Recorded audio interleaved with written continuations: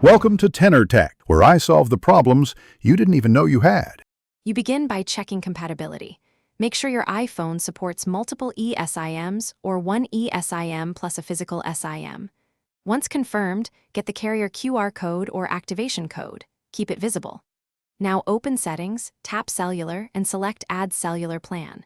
Scan the QR code or enter the SMDP plus address and activation code when prompted. Move deliberately. The phone downloads the eSIM profile, and you will see the new plan listed. Do not skip the carrier-provided steps. Once the second eSIM is installed, you configure how each plan behaves. You can label lines, for instance, personal and work, so you always know which plan is active.